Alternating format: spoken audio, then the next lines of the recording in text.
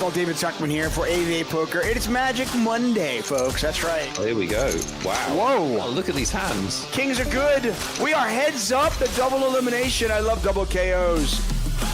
Whoa. No, he calls, and it's going to be over. I've got a keyword giveaway, Nick. This is for another $109 ticket. We're going to go with Madrid. Type Madrid in chat. Type it. Type it wants to win. There's a ticket. Oh, Banfield had a big one. Oh, Banfield. The Jillians. Oh, wow. What a run out.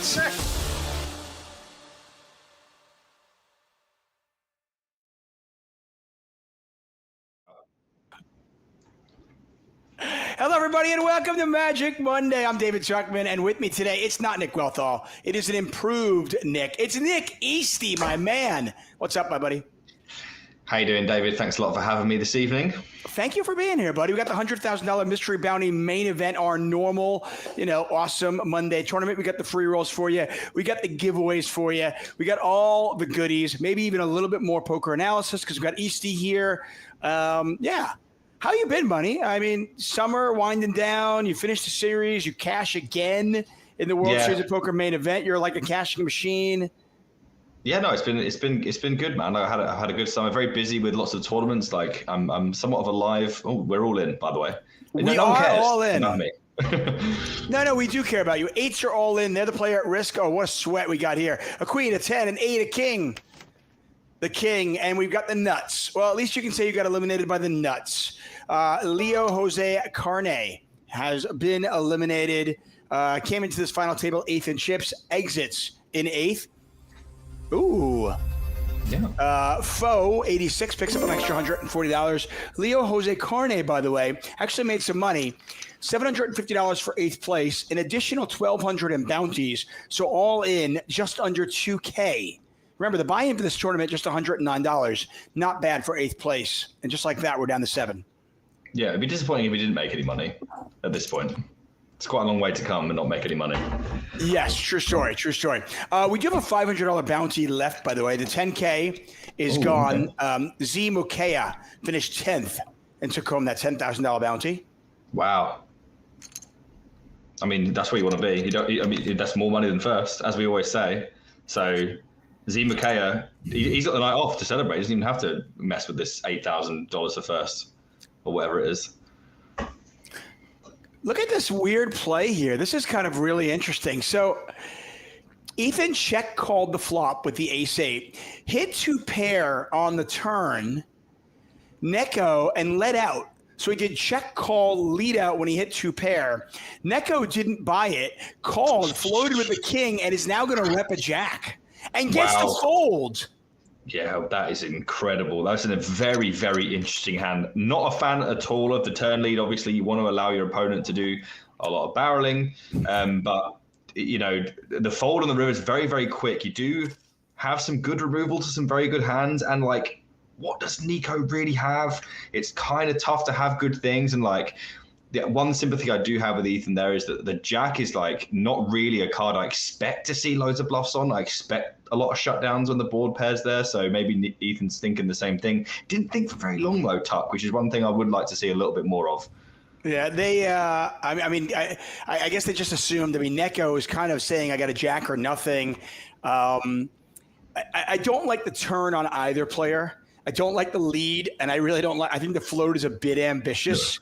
The float is downright disrespectful, Tuck. I mean, it's like you've got 0 equity, and you've got king high. It's just I don't believe you. And frankly, they got pretty lucky. I mean, they only win that hand on a jack, I think. Yeah, you have to assume that if the river's a brick, there's no way that Neko can float the turn, then just give up. But I imagine it's so strange because Ethan's probably just going to jam the river, right? If it bricks off. So the float is just so odd, and so unnecessary. Strange decision, and Neko clearly stepping up. The queen deuce here as well, and the guns decided it worked out for him here. So Neko, whatever it is, Neko Maneki. Don't know a ton. Tuck. What? Did you see that? Yeah. Am I on the right channel? I'm assuming they meant to hit call or raise and by accident hit fold. I don't know. No. No, Tuck. The big blind open jammed the flop for 5x pot.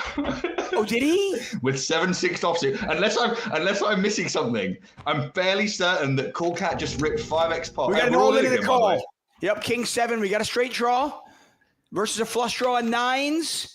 And the king on the river, the sneaky little king. And we get a full double up for Linty Man. Linty Man doubles up to 1 million. That was, I didn't realize he went 5x pot on the flop because I was like, why would you fold Queen Deuce there? But of course, you're folding it to a 5x pot. I'm fairly sure that Cool Cat bet 2.7 million. And there was like 200K in there. I think that honestly, I feel like I'm second guessing myself because someone in the chat confirms me that that's actually what happened because I feel like I'm losing my mind. It's crazy. We got a ton of giveaways for you guys. We got a free roll that I mentioned. The free roll is Under the Gun 88811. The Under the Gun part is just the letters though, so it's UTG 88811. This makes sense. I can figure it out. Okay. UTG Under the Gun 888 for 888 Poker 11 because it's August 11th. Ah, you've gone the whole. You've done this before. Yeah. Well, usually they don't make any sense, but today's makes sense. Yeah. We may have another roll in there, by the way. We almost definitely will. It's not that money. It's not that many chips. I mean, right? I mean, Ace Queen for only $1 million. Yeah, I mean, it's probably he's not even threatening your stack that much. You're in good shape quite a lot. Do you see shoves from like Ace Jack suited? If you do, this is just a fist pump call. I mean, it's a 17 big blind shove. He does make the call. Ace Queen versus Jacks. There's the ace. Linty Man needs a jack. That is not a jack, my friends. 8 of diamonds on the river, and Linty Man, the double up with the King 7, but out with jacks. They are gone in 7th place. Linty Man picked up about $300 in bounties, plus another $1,000, so $1,300 all in. And that's nice. Freyer VV picks up an extra $200, and we are down to 6. Anyway, password once again for this $500 free roll, UTG 88811. That gets you in. We are giving away 7 $109 tickets, everybody. Pretty excited about that. We'll do it with our normal games. We'll play Nick Thinks, we'll play Tuck Thinks, and we'll do a keyword giveaway. At the end of our show, we've got our Wheel of Justice spin. If you don't know what that is, don't worry. It's awesome. I mean, like sick, awesome, amazing. Are you just jamming this, even though it's 3 hearts? No? We know Ethan's not, but are you? I thought I knew what was going on in poker, but after Cool Cat did that before, I'm not sure that I do anymore. Sorry, I just had to fix my microphone, so I didn't actually see what happened here, Tuck. But it's just top pair, top kicker on it. It's a monotone board, 8-5 deuce. Okay. It seems like you probably have to be all in at some point. But we know that Ethan snap-fold the ace-8 before, probably in the kind of mode where they're trying to ladder up. The problem is now, Tuck, that they're kind of a little bit cut adrift, and that's really not going to work out that well. Avoiding spots like that, generally speaking, you are going to peter out rather than make your way to the top. Yeah, you got to kind of look at the table and go, okay, well, I'm the short stack now. I've got to pick a spot. And it feels like ace-8 on an 8-high flop, no matter what the suits are, is probably like, okay, this is probably good enough to go with at this point. Yeah, I mean, when you're that short, the monotone doesn't actually really matter that much. In fact, it's just quite likely that Nico will have just a single heart and you'll be in very good shape. Avoiding spots like that is surprising. And honestly, when there's a lot of ICM pressure going on, it's understandable sometimes. But when you're Ethan and you've got half of the next player's chips, you really do just have to take it. I mean, it's not even a bad spot. It's like a really solid spot. You're going to be ahead pretty much all the time. We know Nico's opening really aggressively, so it's a strange one. Yeah, I mean, I was going to say I can understand. If it's a big bubble, you got big jump ups. Pocket aces here for our chip leader. Oh, actually, no, second in chips. My apologies. Freyer VV is actually chip leader with about 4 million. I get it if, let's say you've got 20 big blinds and somebody else has 6. It's a much more precarious spot. But when you are the short stack, you've really got nothing to lose at that point. Yeah, it's definitely the time. I mean, you have to just go with it. The old famous saying, Tuck, sometimes it's just your time to die. And you don't even necessarily die there very often. So I think it's definitely a misstep. But, maybe it ends up making Ethan some more money. Maybe Ethan runs it all the way to the top. Well, I think one thing I will say is that it's developing into not maybe a regular kind of table where obviously we've seen Cool Cat do something rather erratic, and that can make other players think that the best thing to do is to let them do more things that are a little bit silly so that you do end up laddering. But in Ethan's situation, look at now, we are in desperate times. 350k left in our stack after this hand if we do fold, which I imagine we will. They do fold there. A queen for each of our players. The jack does play at this point, so foe 86 in pretty good shape. Hello, Parabellum. Hello, Zep. Hello, Smokey420, Gedemonis, Doc Matouche, Andy Rednick, Super Zero, Lime Ricky, of course, our amazing moderator. Give a shout out to her. Crushing it from Costa Rica or wherever she is these days. She is in Costa Rica. Okay, Sari, 1983. Canada rocks. I agree, Canada rocks. I love Canada. Cindy Bear, Fusion, Boxwaxer, Moresk VM, Bougie. Thank you all for being here. Leo Gygek. Thank you all for being Randy Tegrity. The giveaways are coming, everybody.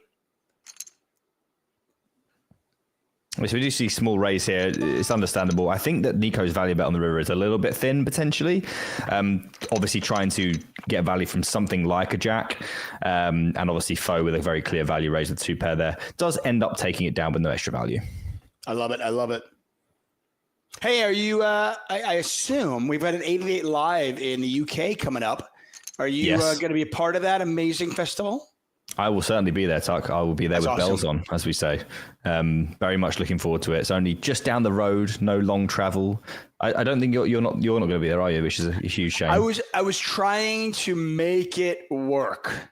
Right. I was trying to make it work. Unfortunately, Wellfall and I don't do the commentary for the UK ones. We only do the commentary for the other ones. Yeah. And we just could not make it work. But I really, really wanted to. I love the UK. It was my home for a few years. It's such an amazing tournament. I was actually trying to figure out if I could come and play. Oh, really? That'd be great. So. How many bullets would you do you think? More than Ian or less than Ian? Over and under? I wouldn't need to do more than one. Oh, okay. I forgot that you're the greatest to ever do it. No, I'm not the greatest, but I'm just good. You know how to do it. And the tournaments are really spicy. I mean, yeah. I mean, listen, I would definitely, if I was coming out there, I would definitely do at least, I'd probably be prepared to do like maybe 3 bullets. Yeah. Yeah, that's a good amount of bullets. So less than Ian then. I don't think, I'm coming all the way out there. So I think 3, but. Yeah. So you are coming, or you're thinking about coming, or you're not coming? We can't make it happen. I really want to, but we can't make it happen. Yeah. So a little bit frustrating. 6 players remain in our Magic Monday show. Again, we do have 7 $109 tickets to give away, everybody. Yeah, this is really good from Cool Cat. Like, maybe it was like a really insane misclick, or maybe I'm literally just like lost my mind and I didn't see what I actually thought I saw. But yeah, really, really solid 3-betting hand there. You obviously want to like have a high card so you can block your opponent's strongest button opens. They're obviously going to have a load of rubbish in there as well, being the chip leader. So a really solid choice for aggression there from Cool Cat. I'm glad to see that they're doing some things that are a little bit less crazy. Hey, I like crazy. Crazy is good. Okay. Yes. I don't judge, right? You want to be crazy, be crazy. Okay. It's your money. It's your tournament. You do what you want with it. Okay. I'm not going to judge you. Promise. I might judge you, but I won't say it out loud. I might even do that too. Who knows? Anyway, East Stockman, we're here for Magic Monday, guys. We're down to 6. We've got a king on this king 4-4 flop. And good news for Alexandros. Yeah, a little bit of something going on for Nico as well. You know, the backdoor, very popular hand to just start barreling. And if some hope comes on the turn, not particularly sure about this one. I think just allowing Nico to do his thing, although they may float this hand, they are going to float again. We've seen some very insane floats already from Nico. I would love to see a check here from Alex. That would be very cool. No, yeah, I mean, the thing is, when you move all in, you brought up 2 sayings already, so I'm going to throw up a saying as well. Something that I've always when I work with my students or I talk about poker, I always say this. So you said sometimes it's just your time to die, right? What was the other one you said? I don't know. I'm so wisdomless, I lose track. Okay. Anyway, one of mine is we don't want to play poker in a way that prevents our opponents from making mistakes. Yes, that's You great. basically make your opponent play perfect. So when you check raise with king jack there, okay, and your opponent floats, they're floating you with, one of, say, a few things. They're floating you with a value hand, right? Or they're floating you with air. If they're floating you with a value hand, right? I mean, the chips are likely to go in anyway. And you're either ahead or you're behind. You've got king jack, you've got 10 big blinds, you're certainly not folding. The times they are bluffing, the times they're just floating with air, you prevent them from bluffing. Yeah. So that's kind of, you're forcing your opponent, like if they were thinking of getting crazy, you just forced your opponent not to. And look at this. This is the kind of hand Ethan wanted. Ethan was like, yes, this is why I fold down the 4 big blinds so I can ladder up. How many chips are going in, folks? I mean, cool. Okay, so Cool Cat's playing very, very quickly here. I'm interested to see if they do anything crazy. Do they continue that yet? Okay, so they're leading the turn here. It's interesting. It can be perceived to favor them. Maybe some 6-8s that Cool Cat can have that Nico Manecki can't have. It's a really good river for Cool Cat to get away from it. Yeah, although he may check call this hand. This may be one of the hands he calls. No, without a doubt, but it's not going to get ugly. No. You know what I mean? The way the run out went, it's just like Cool Cat's now in kind of, okay, chip preservation mode. This is a pot-sized bet. You're not beating much at this point. Yeah, obviously we're now in bluff catching territory. There's no value hands that would bet this sizing that we do beat. We do have a heart, so we do remove some of our opponent's flushes, but then again, we also do remove their such like ace-10 offsuits with a heart that want to pot this river. So it's a kind of neutral card. The queen is fine. Does decide to go for the call tuck and is going to lose that set. Yeah, and I mean, against this particular player, I think it's reasonable to call. I think if you're overfolding in this spot, you're probably making a mistake. I think if you're always calling in this spot, you're probably making a mistake. Yeah. It's just a tough spot. When you flop top pair against an aggressive player who has a bottom set, you're just going to lose some chips. It's like you said, sometimes it's just kind of, it's a hand that plays itself in a weird way. Good job by Cool Cat kind of betting small on the turn and trying to keep the pot a little bit smaller. eastyyy22 Rain Cloud has followed us. The Rain Cloud has followed us in the chat, buddy. Yep, that's my rain cloud right there. I love it. Follows me around and rains on my parade. We get a shove here, by the way, from Nico, who understands the remit perfectly. We understand that Ethan has 4 big blinds. Alex may be a little bit out of line here, even with the queen jack offsuit from those positions, because Nico gets to just do pretty much whatever they want. And Alex cannot respond because Ethan's sitting there behind with 4 big blinds and the big blind approaching as well. Yeah, I don't mind kind of like, okay, let me see if the big blind, if the big stack is going to do that or they not. Nico, by the way, with all the chips and also the attitude of kind of using them, as we can see. Yeah, absolutely. Did not come here to fold their way to any ladders whatsoever. Nico taking advantage of other people potentially doing that. Fo here just going to go for call. Again, a lot of these players' decisions are going to be influenced heavily by the fact that Ethan is lurking there with so many less chips than the other players. Got an ace on the turn, which is actually not all that interesting, as this is most likely to get it chopped up, although Cool Cat does have a free roll with the 10 of spades. Yeah, certainly Cool Cat will be happiest of the 3. Freya kind of tossing one out there, seeing what's going on. We will lose Fo here, but the river, only a spade would end this not being a chop. I imagine Freya now, this 9 particularly bad, probably just goes for check and hopes that he doesn't have to put any more money in the pot, and doesn't. Yeah, and I don't listen. I am all about value bets, as those of you who know me, value bets turn me on. I don't hate the check back with the ace-10 on the river there from Cool Cat. Because the 9 comes off, I'm not worried about a 9, but I do think that I value own myself against the ace-jacks occasionally. And I think my opponent actually would play ace-jack or ace-queen maybe in the same exact manner. And I'm just not sure how many hands I'm going to get value from when I have ace-10 in that spot. It's close. Like I said, I really do like value betting thin. But I think in a cash game, it's a value bet. In a tournament, it's probably not, I would say. You think? Yeah, I think it's not a value bet. I think you're absolutely spot on with what you said. Like, there are multitudes of ace-jack, queen-jack, and ace-jack, ace-queen, and ace-king, by the way, all offsuit combinations that are going to play pretty much identically to that. I can't see any reason for them to do anything differently. Maybe Ace King would block the river, but it's such an awful like board to be like value betting on, and obviously the 9 interacts with Cool Cat's range quite significantly. So I definitely prefer check, and the check back as well from Cool Cat. I think is just correct. I want to make it clear, though, everybody. I'm not checking the ace-10 in that spot because I'm worried my opponent's going to bluff check raise me. That doesn't happen often enough for me to be scared about it. Now, if I start playing against players who are genuinely doing that a lot, well, then I will make adjustments to my game. But until I start getting check raise bluffed a lot on the river, I'm not going to worry about that. But in that particular place, I just think that I'm value owning myself. Hey, because the mayor of Tickettown is gone, I have taken it upon myself to. Oh, wow. Yeah, I'm going to be the mayor today. Okay. I hope that's okay. Simply fine with me. Yeah. Does anybody want a ticket? I don't believe there's anyone here that does, actually. Let's find out. We have 5 $109 tickets that have to go away. They're burning a hole in my pocket. Does anybody, what Tower wants one?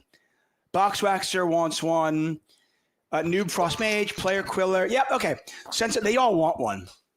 So let's do it. Okay, fair enough. Yeah, we're going to play a very silly game. We're going to give away 2 tickets here. We're going to play a game called Nick Thinks. The rules of the game are very simple. You have to somehow figure out what Nick thinks. Simple enough, right? I could ask Nick a question like that Google might have the answer to. Google will not help you unless you think that Nick knows as much as Google knows, right? Yeah. It is whatever Nick thinks, right? Rules of the game are very simple. You can answer this in our YouTube chat or in our Twitch chat, but you can only answer one time. That does not mean you can't answer twice. You can't answer one time. In fact, the only way you will get disqualified from this, and Lime Ricky rules the chat with an iron fist, is if you answer more than once. We're going to give away 2 $109 tickets. Whoever is closest to Nick's guesses fastest will win. Nick, yes. Are you ready? Yes. Are you sure? Yeah, I'll go with yes. Okay. Well, I don't know when school starts in the UK, but school is starting this week here in America, here in Los Angeles. My kids go back to school on Wednesday. Wow, okay. That's early. Yeah, it seems very early to me. When I was a kid, it wasn't like that. But anyway, kids go back to school on Wednesday, August 13th. Okay. Mm-hmm. Per government official rules, whether it's California or federal, I'm asking you, how many days of school do kids, elementary kids, okay, my kids are in 3rd grade and 7th grade now, how many days of school will they go to during this school year? Elementary school is just 3rd grade. So one of my kids is 8 years old. Okay. One of my kids is now 12. So how many days of school will they go to? How many days of school will they go to for the entire school year? Okay. Until they're done and it's summertime. Okay. How many school days will they go to? Before it's summertime, they get a couple of months off, and then next year they get another year. How many school days are there, folks, for these kids? You have half terms, or do you know what that is? I can't. We've already got. I already have answers. I know everything, but I'm saying we already have answers in the chat. I can't give you any more information. All right. Let me part of the game, by the way, everybody, is how does Nick interpret the question? Right. Yeah. So figure it out. He obviously does not live here, but he's got to figure out how many school days. 3 deuces. 3 deuces for 7. 7's good here, and a full double up for Ethan. Obviously, he was a short stack. Continues to be the short stack as we continue on 6-handed. But yeah, basically, my kids will get off for holidays and Christmas and Thanksgiving and all these different things.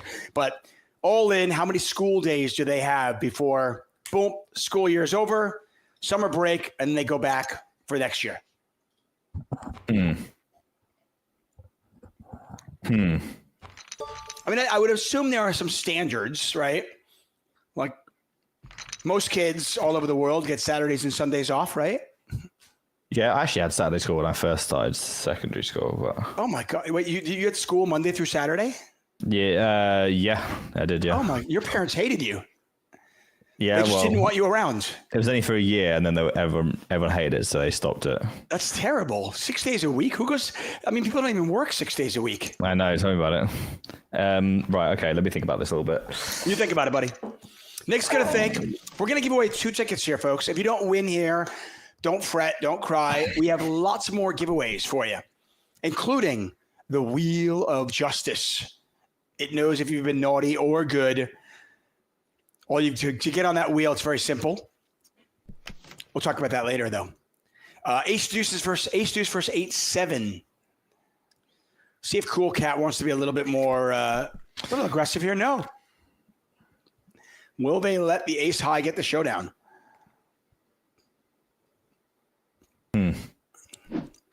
Free roll starts in 5 minutes, everybody.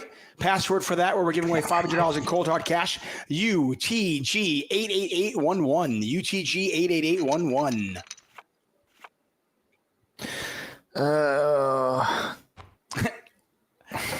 See, I will tell you this, whether it's Wealthall, Easty, myself, whoever's here, we genuinely try to get these answers right. Like, we never just be like, I don't know, whatever. I'm just going to 5. Like, we don't try to be dumb. We do try to get the answers right. So you can rest assured that we are trying our best. Sometimes we're really bad. Like Wealthall and Space, no good. There's some things about to happen here, I think. It looks like things are going to happen. You get your answer in already because you're going to make limes hard. Yeah, sorry. I mean, you give me a hard question, man. I want to give my all, you know? I understand. All right, I'm going to lock this one in. Lock it in. There we go. That's correct. I'm sure. I'm almost certain it is. Here's the great thing. In the history of Chuck Thinks, Nick Thinks, or whoever else is thinking, we've only gotten the answer wrong once. Oh, really? That's it. How do we get it wrong? I put an answer down and then immediately was like, you know what? I don't think I think that. But I already had my answer in. Right. Okay. It was the only time I ever got it wrong. It's pretty sad. By the way, not as much action there as I thought we would have. Well, it looks like Ethan's time has finally come. Queen folded on the button by Alex, and there's no way we're not all in here. And Freya obviously calls Tuck, and we are off to Ethan's livelihood on the flop here. Looking for a king or a queen and need some help on the river. Not going to come. 6 of spades on the river, and that is it for Ethan. Nice job by them. Ethan gone in 6th place. They picked up $150 in bounties, plus another $1,400. So all in, they will take home about $1,600 and change. Freya picks up another $46, and we are now 5-handed. And Freya picks up kings. There are some guesses that are more than the amount of days in a year in this chat. Which is right. I mean, it is funny. They're like it's a school year, guys. Those of you who are guessing more days that are in the year, you got to think about it. Oh, I've also given away trouble. Yeah, I've given away a little bit of information, by the way. Yeah, this is just a cooler. 9s, kings, 20 big blinds. I'll tell you, Alexandros is loving it, though. Folded 9 as well, by the way, by Cool Cat. Only the last 9 in the deck would save them, and it doesn't, Tuck. Nope. 9-ball corner pocket, not going to hit it. And the kings hold. And Freya with a back-to-back eliminations. Foe 86 has been 86th. Do you have that saying in the UK, 86th? I've heard it, but I don't think it's ours. No, I think it might be yours. No, I mean, it's definitely ours. I just wasn't sure if you've ever used it before. We don't use that. Okay. Yeah. Either way, Foe had a good day here. How's this? Bounties and 5th place money. They made about $3,700. I mean, that's as days go, it's one of the better ones, I imagine, that they've had. It's got to be up there. I mean, if you make $3,700 every day, you are making over $1 million a year. Yeah. I mean, the math checks out. Yeah. And so we're down to 4 already, by the way. Only 30 minutes in to this fun Contest is closed. Contest closed. If you didn't get your answer in, well, we'll play this. We're going to play this game later on. Nick's going to ask me a question. We've got a keyword giveaway. We've got the Wheel of Justice. Plenty of opportunities for you to win. Free roll is starting in 1 minute. Get in there. UTG88811. I want to throw this out to our amazing audience, by the way. We got top pair here versus a flush draw. Yeah, interesting, Alex. If they do ping this club, be in a great shape to maybe, probably not double up, but certainly be taking a chunk out of Nico. No club, and river won't be favorable to Nico. We'll see what happens here. 5 high for Alex. Yeah, I mean, is there ever a world where they bluff this? Probably not now that there's been a bet. I think if Nico checks, you pretty much like resign yourselves to having to bluff this, because how can you possibly obviously have a worse hand than this? But we've watched him bet fold the river before.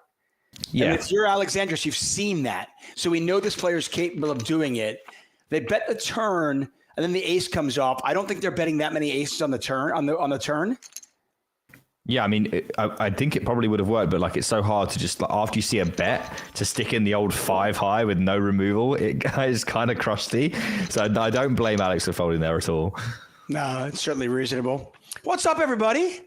Yes, Fox Force. I said in the American school year, how many days will my kids, being American, how many days will my kids go to school this year? Very easy. We'll get these answers to you momentarily. It was weird down the 4. Okay, are you ready to play this game? We're going to answer some tickets. We might interrupt it if something happens here. Okay, I asked you the question. How many days are in an American school year for kids, little kids? Whoa. That's not what you asked me.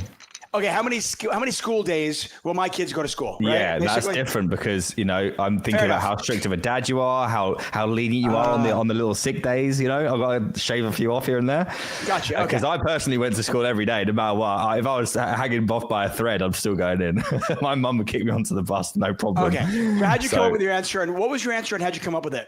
Yeah. So I went with just what I know. I assume that you work your kids harder than we do, because we have about 8 weeks off for summer, then a half term for 1 week, then 2 weeks off for Christmas, then another week off, and 2 weeks off for Easter, and then another summer, obviously. So I took off 14 weeks from the 52, which left me with 38 times 5, which was 190, I believe that was correct. But then I had to shave off some soppy dad. Of course, you don't have to go to school today. You're not well, and you have some really. Oh my god, aces versus kings. Stop talking. Oh my gosh. Yeah. Oh, that's you play a whole tournament, and then you get this situation. Now, the good news for Freya or VV is that they've got Cool Cat covered. Yeah, they're still going to be in the tournament. They could still hit a king. There's only one left, though, unfortunately, for Freya. But, this is one of those things. Like, and if you're going to get this, you want to be the guy that has 75, but you don't want it to cost yourself your tournament. It's a real horrible way to go. They're going to still be well in this. Obviously, Cool Cat is now going to be our chip leader unless we see the case king. But, Freya will still be very, very healthy here. The funny thing is that if the aces hold, we will basically have a 3-way tie for first. It'll be really close. Oh my god, this is just come on, guys. I was about to say Cool Cat should call. Cool Cat's basically turned their hand over and said, by the way, got aces. And Freya can't do anything about it because they've got kings. No. Cool Cat calls it off, and that's that. Yep. That is that. Set of aces there. Running diamonds would have been really fun, as it would have been a chop, but it did not work out that way.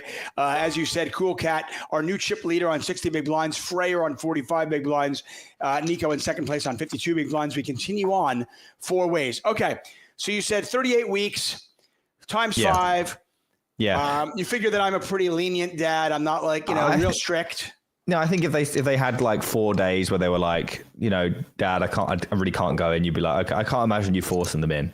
So I think you'd let them have a few days. So I took 4 off of that, and then you have some utterly obscene holidays over there, like just complete and total nonsense. Because I have friends that I play video games with, and they're like, I'm off today. I want to know what's the obscene holidays? Columbus Day, Memorial Day. We don't call it Columbus Day anymore. Okay, it's different. Memorial Day is a big deal. Yeah, for you guys, no one cares over here. I understand that. By the Ace way, King calling versus off. King 9. Neither player with a heart in their hand, and the ace will hold. We got a double up there for Alexandros, up to 22 big blinds. Nico on 42. Dude, Memorial Day is celebrating our fallen soldiers. Yeah, you guys do soldiers a lot more than we do soldiers. That's what I'm saying.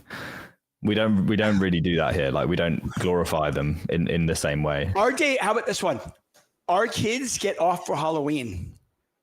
That's crazy, bro. You know what I mean? That's what I'm talking about. You know, that's what I'm talking about. There's also others. Like, is there another one like Labor Day or something? What the hell's that?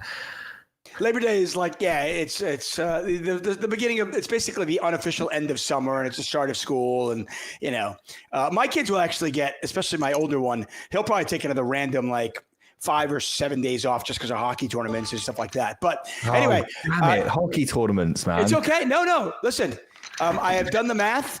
I've climbed inside your head, and you are 100% correct. You know what you think. 182 days. Yeah, that is exactly right. Well done, you. We've got winners here, okay? Okay, that sounds good. That's what people wanted to be, isn't it? Winner. Okay, so our winners are Burba Ace, who said 180, and QVI, who said 184. Congratulations. You've each won a $109 ticket. Congratulations to both of you. As always, make sure if you win, you pay attention to your whispers. Make sure they're not set to private so Lime Ricky can get a hold of you and get you your ticket. Shout out to Cook In It 79, who did also say 180, but apparently is not eligible to win a ticket. Jeb 75 was very close, but our winner, QVI and Burba, well done to both of you. You each on a $109 ticket. And by the way, 180 is actually really pretty close. Those of you who guessed more days than there were in the school year, in the actual year. The actual whole year. like, come on, guys. Dudes. Work with us here. Yeah. I mean, even a simplest thing, if you just said simple math and you just said 52 weeks, right? I'm going to take away Saturday and Sunday from just those. Yeah. Even if they went to school the whole year apart from the weekend, it would still be nowhere near. And I even gave away that the kids do have summer break. Yeah. I mean, look, people were saying 380. I don't think the problem at that point is them counting the amount of days in a week. Fair enough. Anyway, if you did not win, don't cry. We've got lots more giveaways for you. Free roll, by the way, is open. It is running right now. We'll do a free roll call for you when we come back from the break. Again, password UTG88811. 11. Some say 11. Two pair versus two pair alert. Oh, this is gross. I mean, Freya might be thinking here, I don't know if I beat anything. Maybe 6-8 at a push. Maybe some combo draws. Obviously, those should be in there. Yeah, but a king's not shoving here. This is a huge shove. I mean, I think the main thing you're going to see here when you're ahead is something like Jack 10 of clubs, Jack 10 of hearts. Yeah, but I mean, keep in mind, Alexander's is by far the short stack. It's a crazy wet board. I mean, think about this board. Club draw, heart draw. The 7 gives a straight possibility, and I don't block any of it. Yeah. Right? I don't block any of the draws on that wet board. I'm sorry. If I had a king, I don't know what else I don't know how you fold two pair. It's just, to me, that's the cooler. Yeah, I mean, I just don't see a king. Like it's very connected as well as two double flush draw. I don't see a king shoving for 17 bigs over a 3-big-blind bet there. It seems more to me like the kind of thing it was, and I think Freya was sort of thinking that as well based on the amount of time they took.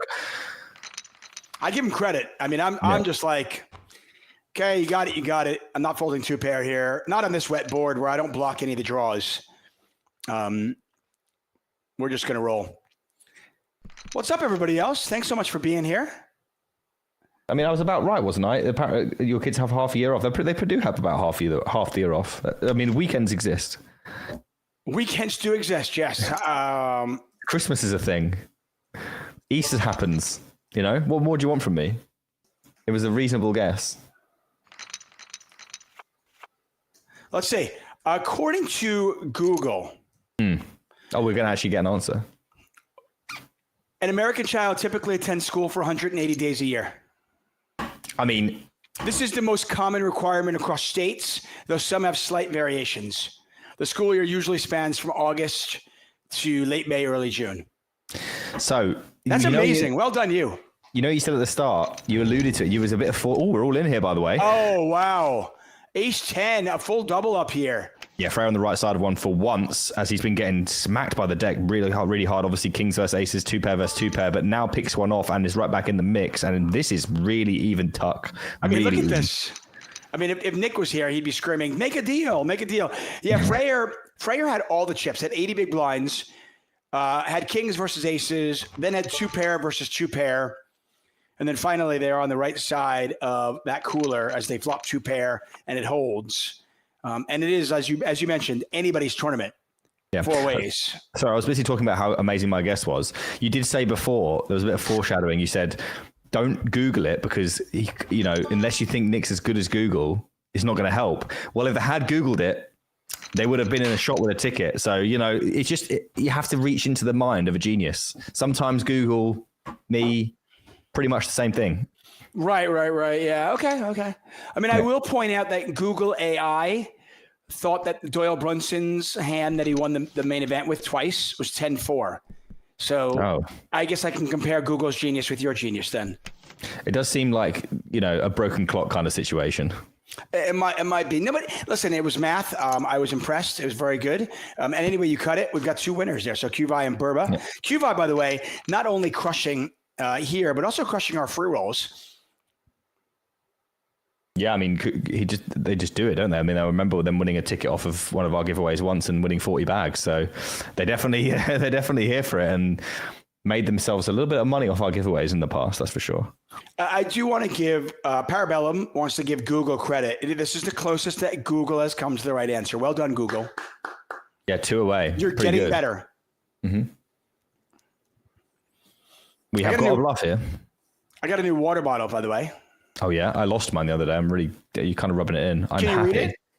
Is it what kind of bottle? Yeah, because I'm happy. I can't see. I'm wonderful. Does that say? I can't read that. It says it's Mr. Wonderful because I'm happy. Oh, okay. That's a good message.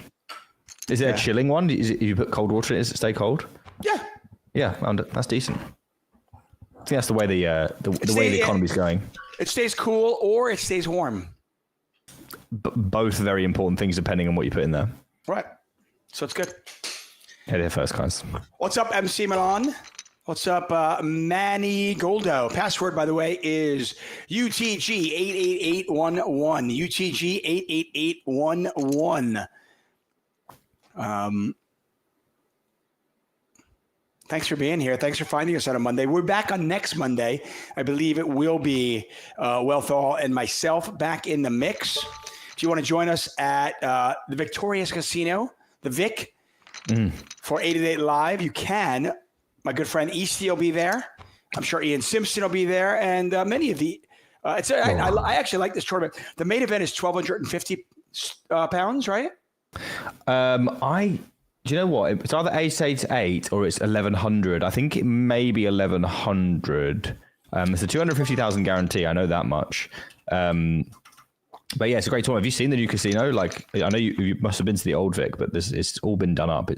I have not been to the new Vic. The old one was nice, but I have not been to the new one. Pretty. Is it? Okay. Yeah. Well done. So we have a mini main, which is 340. That's really cool. I like mini mains.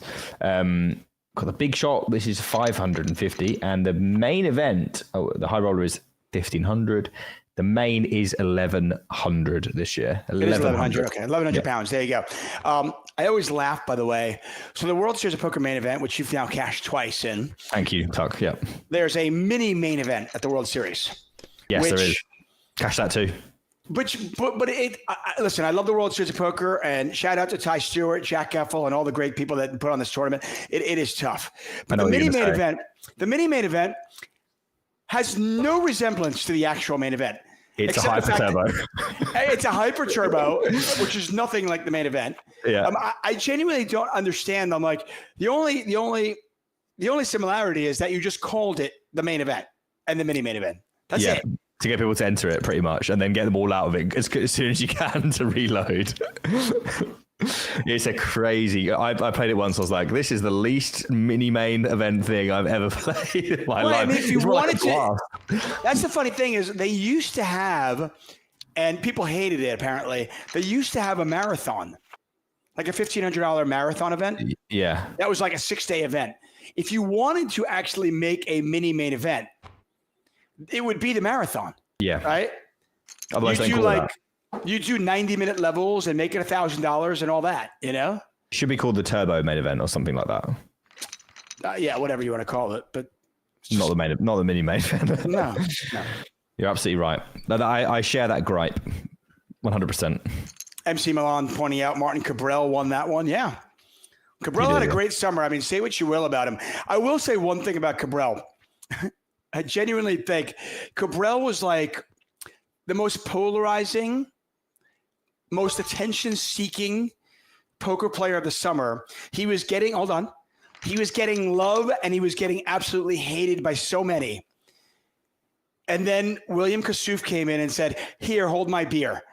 And then suddenly everybody looks at Cabral like, "Oh no, it's fine. Give me 10 Cabrals and no Kassoufs, please." Like everybody looked at what Cabral did and was like, "Yeah, whatever. He's fine," compared to that Kassouf guy. Yeah, he's a pretty watered down Kassouf, isn't he, compared to him?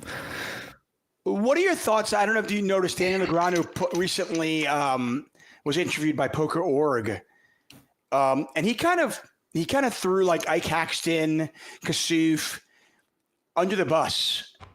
And he basically said like the things they are doing to stall, he was likening it to angling. What's Ike doing? Ike would late in the main event, he would literally take 6 minutes. Like he would bet 99% of his chips and hold one chip back. And then when it came back to him, he would tank for like 8 minutes before eventually making the call, just so they could ladder up. And because it was in the best interest of everybody at his table, nobody called clock on him. Yeah. Okay. I mean, I could definitely see, first of all, why someone would take issue with that if they have no invested interest in that. And I can certainly understand why someone with vested interest in it, wanting to make themselves the most money possible as a professional poker player, would want to do it for themselves. I have certainly been in the situation where I have had, most recently this summer, where I've had the old 6-2 offsuit and I've been there for a long time. You know, it's the design of the tournament. Obviously, there's nothing you can really do, but like, you know, it's the nature of tournament poker, which is why I generally lean towards cash games anyway, because you don't get any of that. It just doesn't exist. I don't like, it's not that I don't like it. It's just that my main problem with tournament poker is that sometimes it's the way to play tournament poker is to not play. A lot of the time it's to not play tournament poker. It's not about playing poker at all. It's about, you know, deliberately not playing or playing as slow as you can or stuff like this. So, you know, unfortunately, if you like tournament poker, that is just has to be how it is, because we haven't found a way as of yet to make it so. I mean, 88 live events have shot clocks. Yeah, but how many tables are there left when Ike's doing this? Like, it's a lot of, and who cares? So why can't I do shot clock at every table?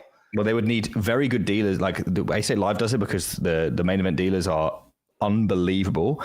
The dealers were not amazing, and I don't know if you necessarily have enough good ones in order to enforce shot clocks, because there's going to be errors and stuff like this. So I think that they don't. I get it. I mean, yeah. Listen, maybe we don't have a perfect system.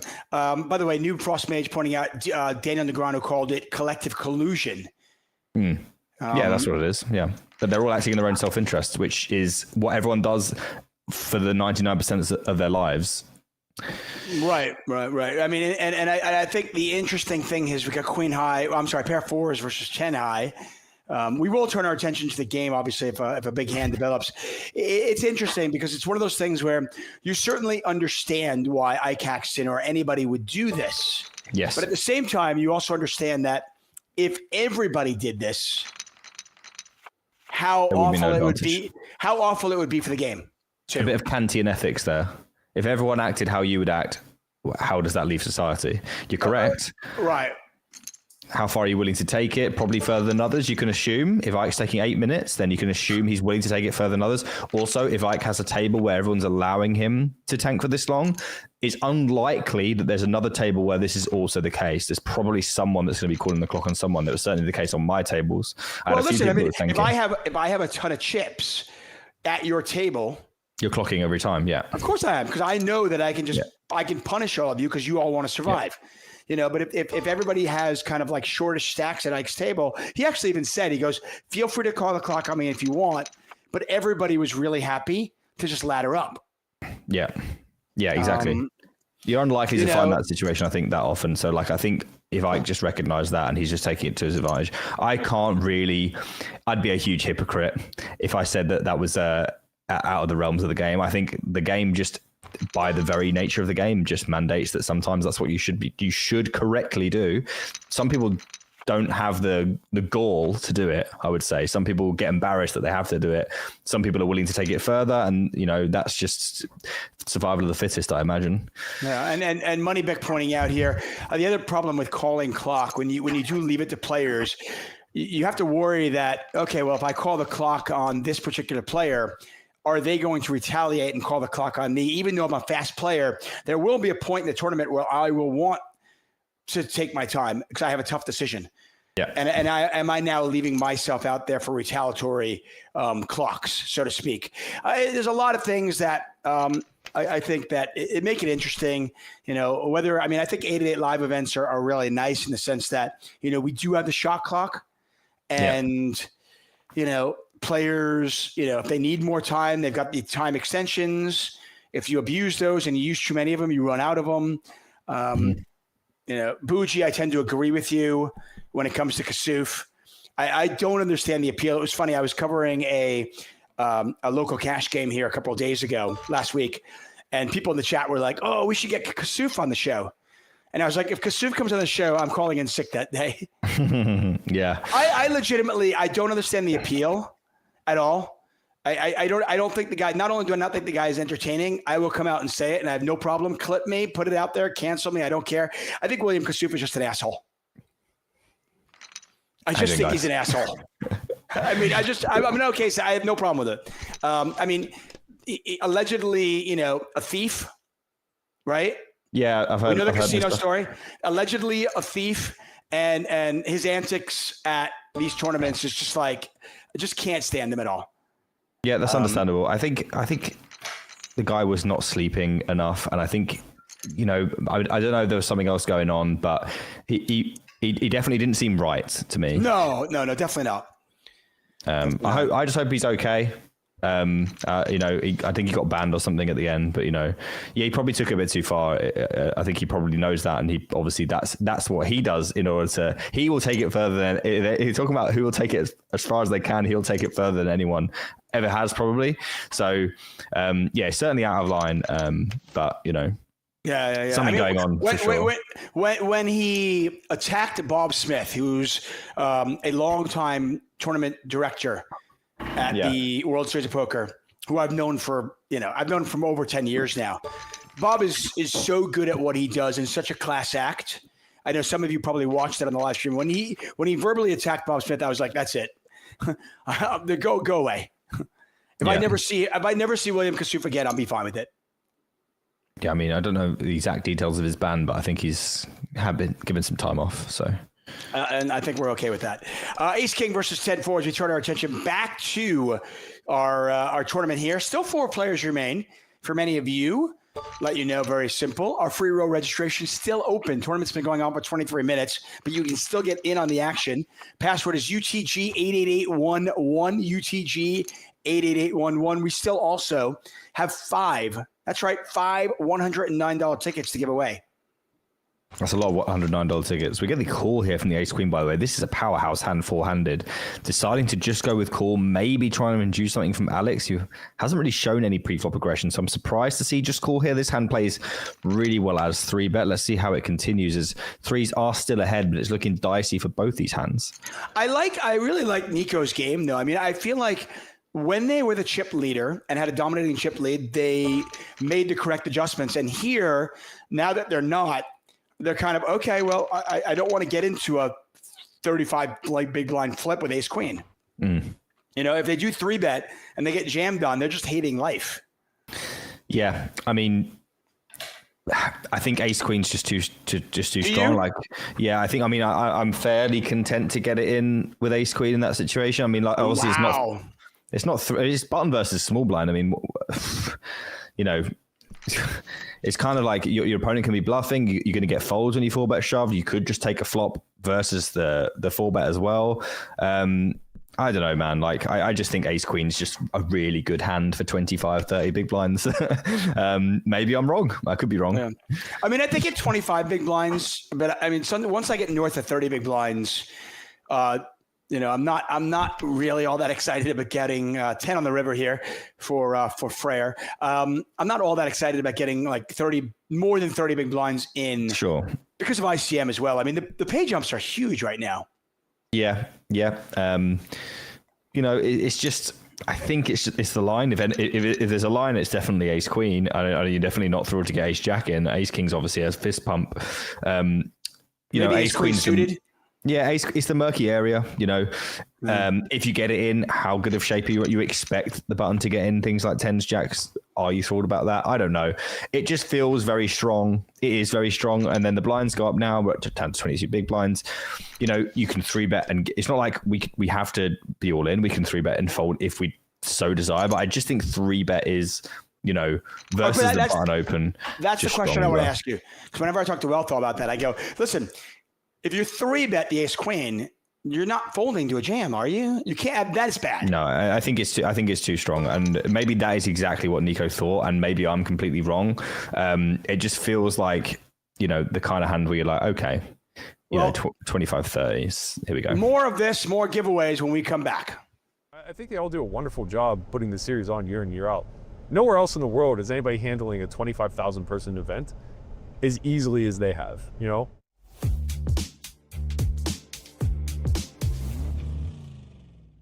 What's up, 888 Ride peeps? How are you? We've got another one in for you.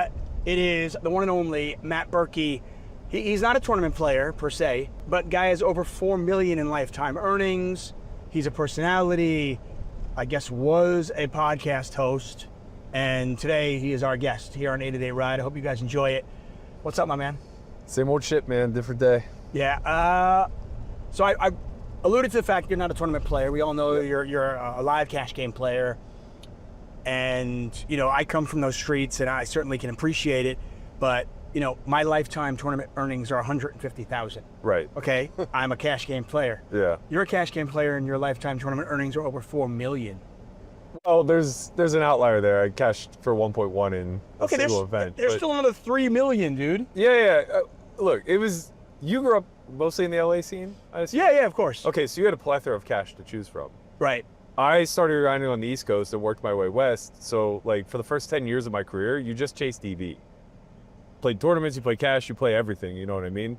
But the last 5 to 6 years, I would say, especially since I've gotten more privy to the high stakes scene, I think tournament players and tournaments in general have just matured in a way that you need to be studying, you need to be trying, you need a wide breadth of knowledge, and I have a very singular focus, I would say, being deep stack cash. Right.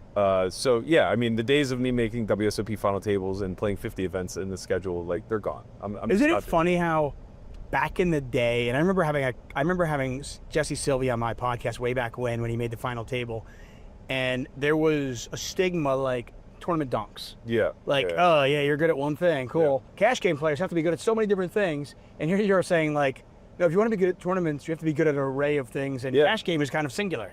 Yeah, it's the opposite. I think that there's been a lot of debate about this, and I would say most people having the conversation are just totally missing the mark, in the sense that it's not one or the other. Like, both players in both realms are very specific to the skill sets, and, you know, I like to compare it to linear versus vertical. You know, like, as a cash game player, you have, I don't want to use the word singular, but it's like, it's a very deep, in-depth study of a pretty structured thing, you know? You're going to play pre-flop at certain depths, you're going to play flop turns and rivers at different SPRs, whatever. But you have to get good at all the things that come with playing, you know, river spots where the SPR is. SPR, by the way, is stack to pot ratio, everybody. Yeah, sorry. No, it's good, it's good. But, you know, where you're like 4 pots deep versus like 40 pots deep. Yeah, totally. And that's a big difference. But I guess in a cash game, though, for the most part, obviously you get some variation, but for the most part, you know, we're somewhere between 80 big blinds and 450 big blinds deep. you're not dealing with like, oh, there's a 22 big blind stack. Correct. There's a 60 big blind stack. Oh, there's a pay jump. Yeah, and I think all this shows in like when Squid Game format came out, because it creates a bit of a tournament dynamic. There's a lot of varying stacks. People go broke, they rebuy for the minimum. And to be quite frank, cash game players, at least early on, were awful at adjusting to Squid. And with tournament players, it's not that they're not great poker players, they absolutely are, but they have a breadth of knowledge. They know what to do off of 5 blinds, 10 blinds, 12 blinds, and the varying different formations that can accumulate at the any juncture, right? For us, it's just like very static, but there's a lot of options. You know, Right. the tree really branches at depth.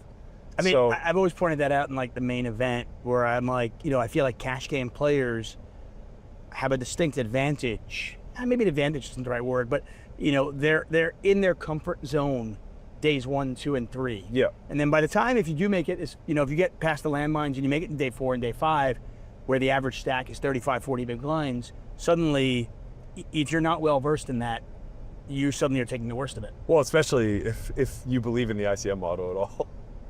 Right. Like, you could still be playing like really good poker at 50 bigs effective as a cash game guy, but you could be torching it according to the model, Yeah, absolutely. And And I don't want to waste my time learning. all that shit. No. We can go down. Listen, I mean, we can go down that rabbit hole. I know that for sure. Yeah. You and I have had many conversations. I've had you on my other podcast called Under the Gun, where we got into it deep. And to this day, by the way, and I had over 200 podcasts. One of my favorite ones. Oh, Because you were just so real, and you laid it out there, and that was one of my first ones. yeah. Well, I feel like your story is, it's so poignant and so honest, and I just think of like how you grew up and all the tough times you had to go through. Welcome back to Magic Monday. It is eastyyy22. I am David Tuckman. Thank you so much for being here. We got lots of giveaways. We got a free roll. Free roll, by the way, registration is closing very shortly, so get in on that now. Password is UTG88811. 4 players still remain. We've got a flop flush for Freyer, and unfortunately for them, Nico's got absolutely nothing. But Nico sometimes likes to make some moves. Does not make the move there, though. That would be a very ill-timed move with the old 10-6 buggy on the monotone spade with the second nut flush it in Freya's hand there. And Freya took some hits, but is still very much in the mix here for this tournament. Nico now under that 20 big blind mark, I think probably for the first time. Yeah, we'll see. They are the short stack now, as you point out.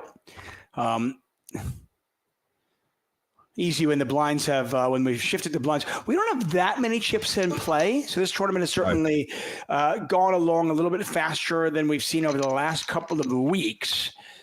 Again, we do have lots of giveaways. We'll do 2 at the end of the show with the Wheel of Justice. Wheel of Justice is actually quite simple. Here on our 888 Poker Twitch channel, we have shows all week. So today, for example, obviously Magic Monday. Tomorrow, we've got Josh Manley, who is taking on the community in this week's home game. You can attempt to claim his bounty. Lucia Navarro, back in the mix, taking on... We're not sure yet. Yeah, we don't know yet, actually. Everyone's quite scared of Lucia, so we have to find someone last minute, like throw them to the wolves kind of thing, because she doesn't lose any hands. So no one wants to play her, so we're just finding out who's going to be sent in this week, and then we have to give them rehabilitation afterwards.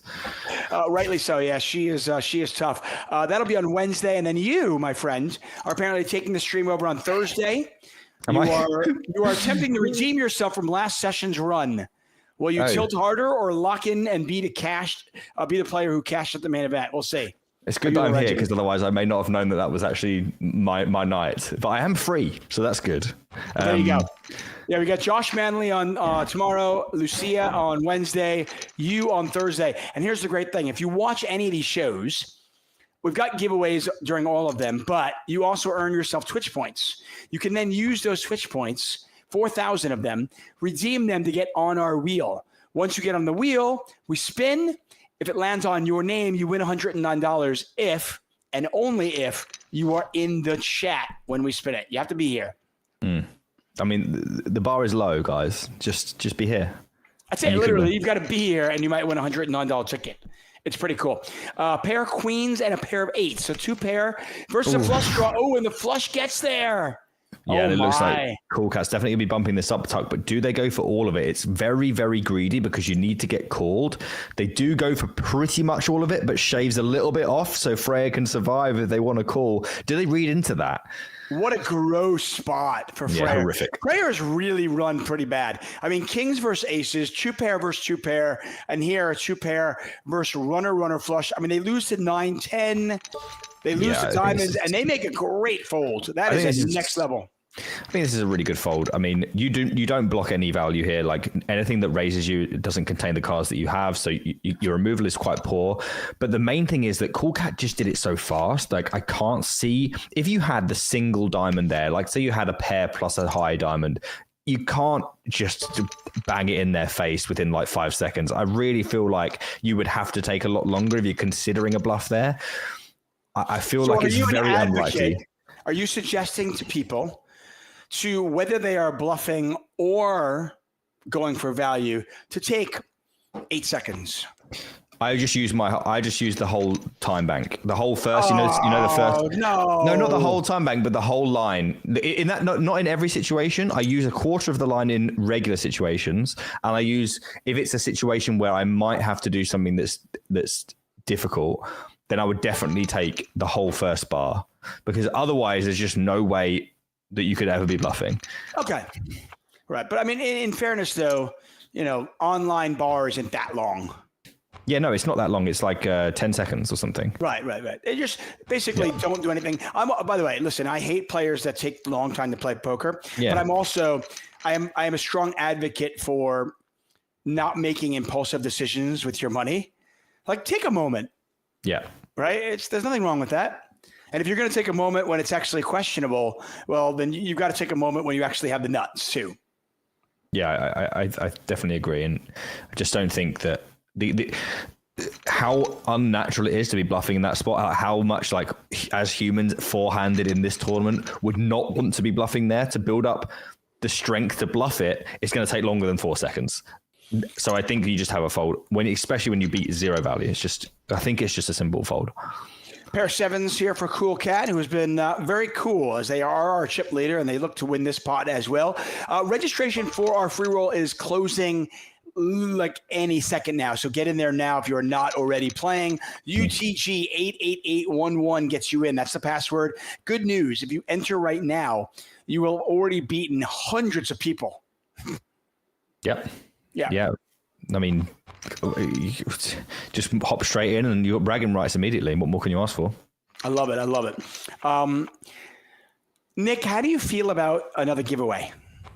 I feel strongly about it. You feel strongly. Yeah. You mentioned that the Vic has undertaken a remodel and looks pretty, as you said. It's very pretty, Tuck. There you go. Listen, good news. I love the Vic, okay? It's one of the reasons why I'm actually really gutted that I don't do the commentary for these events and that I'm not there to play because I love the Vic. The last time I was at the Vic, I won enough money to buy my wife's engagement ring. Wow. It was amazing. I was there working for Sky Sports, covering the NFL. That was sick. And I was there for about 3 weeks. I had moved back to LA, but I was there for 3 weeks covering the events. And, basically you only work Monday, Thursday, Saturday, and Sunday. So I had a few days off. So when I was off, I would go play poker. And I made enough money during that stretch playing like 2-5 to pay for my wife's engagement ring. Bought it in the Diamond District in London. It was a good spot. So I love the Vic. So in honor of that, Lime Ricky, is our keyword ready? I'm waiting for it. Yes, it is ready. Okay. Well, in honor of the Vic being amazing, getting me enough money to buy my wife's engagement ring, and also it is going to be the home of our next 8-Day Live trip. Get in Victoria. That's right.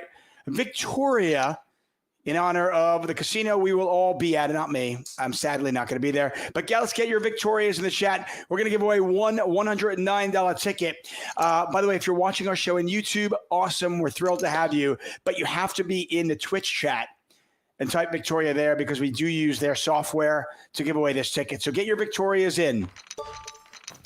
Can I ask, if you hadn't have made the money, would your wife have been getting an engagement ring with different money, or is it just the fact that you won the money that led you to decide to buy the ring?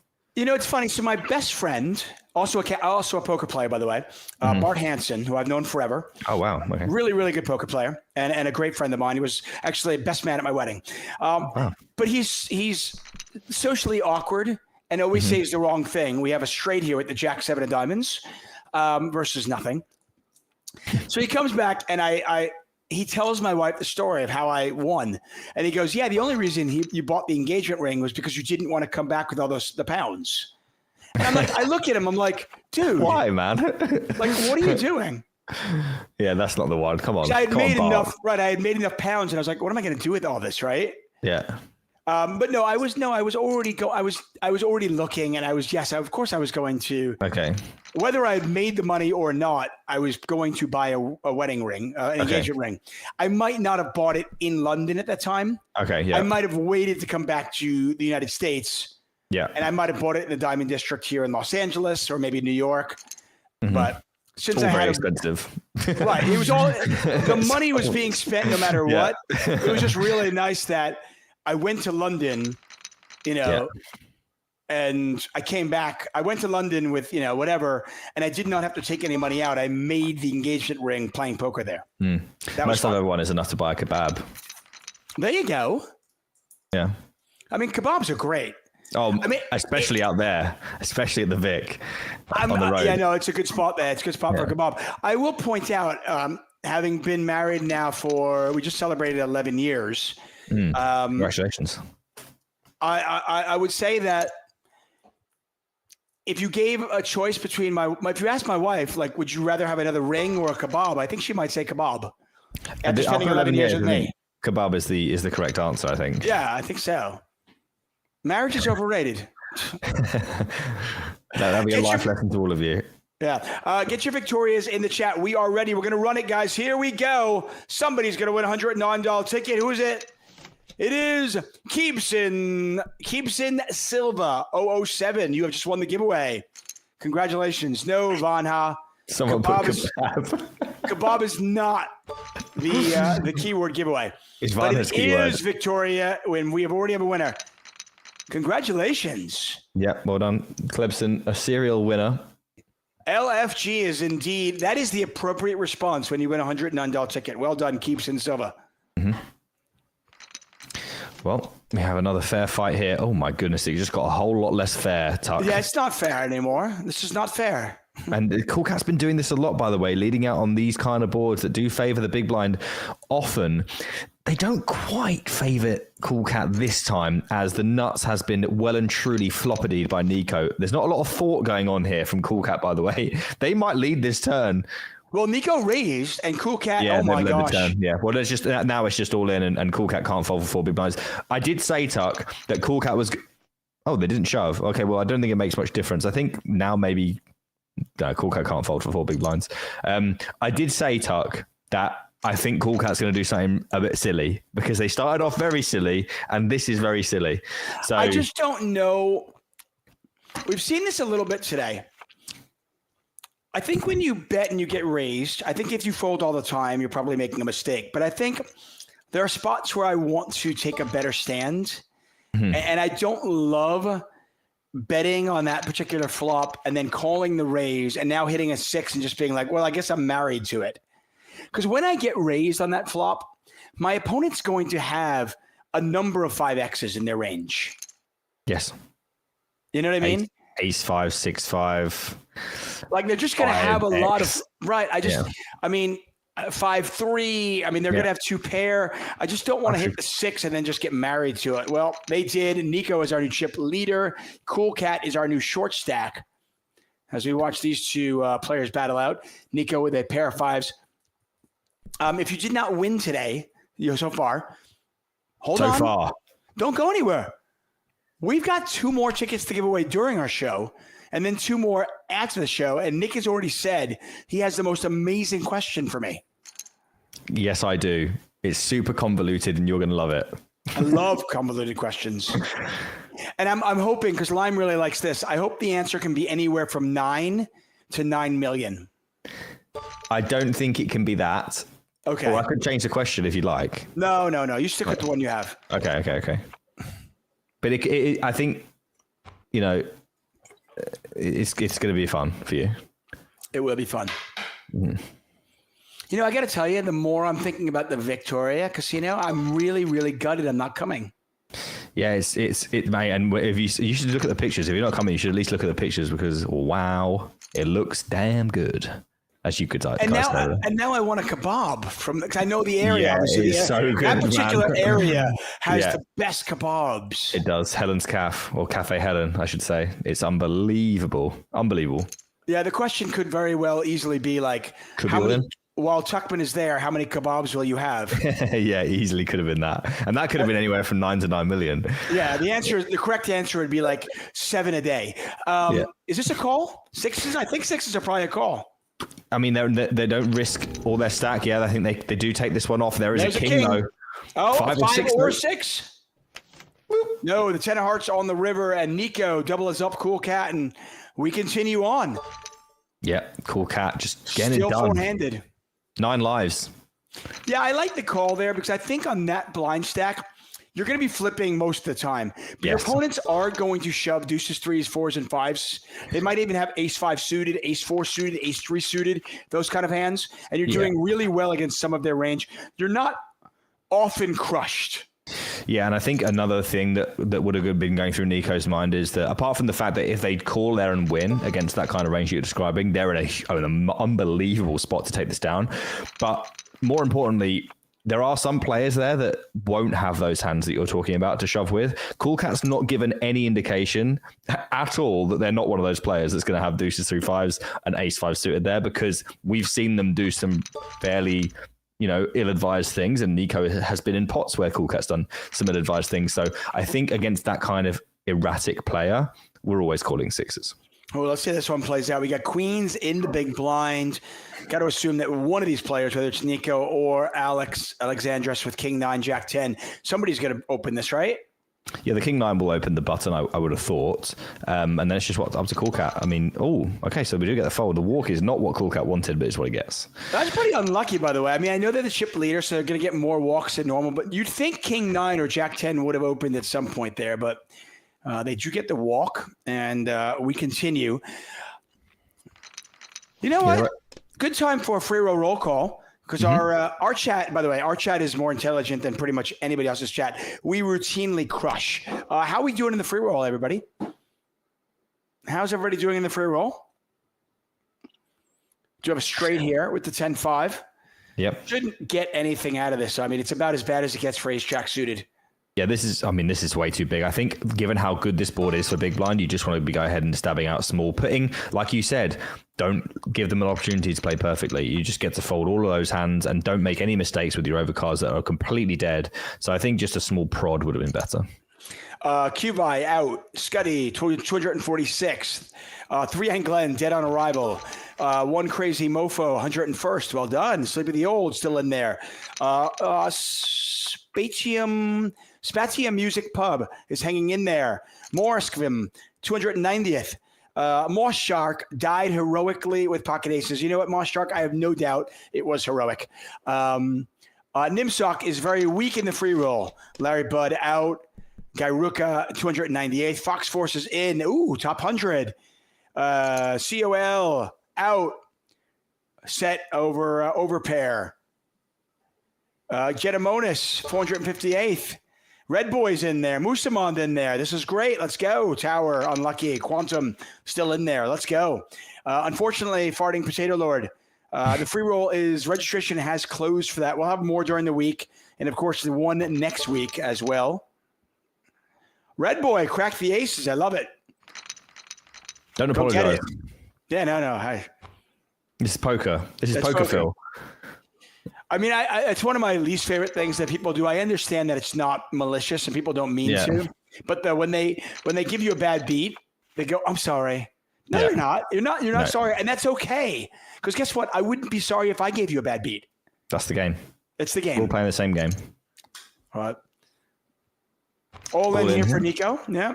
Yeah, pretty standard stuff off of about 18 bigs. Ace-6 performs much better when you're all in pre, realizing its equity and getting loads of fold equity than it does playing pots out of position. So it does become one of those hands we shove, along with those small little pairs as well. Same reasons. And pocket fives is one of those small pairs, and we're going to do exactly the same over again. Looks pretty good.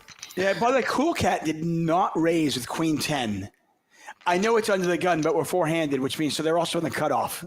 Yeah. Yeah, it's probably just an open. There's been a few, avoidant spots here. Freya is now becoming the topic of conversation because they are so short, and any open off of like when you get shoved on for like 8 bigs, you don't want to be really in the situation where you have to call something like a Queen 10. Yeah, Ooh, well, wow, the Queen snap. 6 does make the call. There's a jack. There's a flush draw. Any queen, any spade, not going to happen. Deuce of clubs and Freya. I think Queen 6 suited probably is a call. It's pretty close. I don't have my push shove chart in front of me.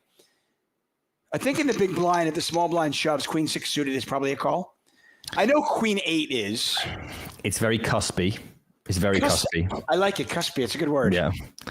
Yeah, but it is probably just about okay. It doesn't really threaten our stack too much. And we do get to knock someone off. We can be up against, the ace fives and just have a decent amount of equity. I think you're also up against like it was 8 big blinds. You're in there for a big blind. You're up against like jack highs sometimes. Jack 9, Jack 8, 10-9, yeah. Should be 10-9, 9-8, stuff like that. It's very close. Basically, it's the line, I would imagine. It's not pretty. No, you're not loving it. You're not loving it. No, that's the last thing we're doing is loving it. Now Alexandris is again our short stack as we continue to roll along, which, I'm in a giving mood. Really? I'm just in a giving mood. You know what I mean? Wow. Do you have your question ready? I do have my question ready. I'm not sure how to word it, but like I said, it's convoluted. Well, you think about it over the next couple of minutes because we're going to do this shortly. So don't go anywhere, anybody. We still have 2 $109 tickets to give away during our show, and then 2 at the end of our show at the Wheel of Justice. Nick is going to ask me a question. Okay, rules are simple. He asked me a question. You have to climb inside my head. It's a scary place. I apologize. It's a lot of clutter in there. Don't stub your toe. But when you get there, try to guess what I think. You can answer one time either in the YouTube chat or here on Twitch, and we'll get it. Nick's going to ask me a question in a couple of minutes. When I say, Nick, go, you go. I can manage that. Okay, easy enough. You know what? When we get to 3-handed, we're going to do it. Okay. Okay? Well, everyone's rooting for a bust out now. You're very evil. This is just how you are, isn't it? This is just you. I am evil. There's no doubt about it. Evil personified. I like to say I'm just honest. Yeah. I mean, at tournaments, generally speaking, when somebody's all in, everybody's rooting for the short player to lose, right? Yeah. So it's not like, except for the guy who's all in. Tuck, there's an awful lot of 3.6 big blind opening going on from Cool Cat. I just have to say I don't like it very much. That's what I'm going to say. Yeah. I'm not going to say anymore. I will come out and say this. I am a big fan of outside the box thinking. Okay. That said, the outside of the box thinking, if you're, there's some really good players out there who raise bigger, smaller, whatever it might be. I think if you are going to think outside the box, have a rational reason why. Yeah. Like Dominic Nietzsche famously will kind of change up things, right? Max Steinberg used to do it. There are some really good players out there, but I think they've put a lot of work into the why. Yes, of course. Yeah. Are we saying that we don't think Cool Cat knows why? No, I'm not saying that. You were saying that. I maybe alluded to it. I don't know. I have not seen enough to make I don't know yet. I mean, I will say this. Cool Cat, I'm going to give a shout out to Cool Cat, who has top pair here versus the over and the gut shot. The draw, the diamond draw as well. Before I want to hammer Cool Cat, I want to talk about Cool Cat for a second, because I think what they've accomplished here is pretty amazing. Oh, dear. Oh, what a terrible run out for them. Tuck, what have you done? Oh, this is terrible. Oh, we better donk then if it's terrible. Well, can they get away from it? Now the question is, they can should. they get away? Well, They we'll should, see. yes. Freya There's the shows. all in.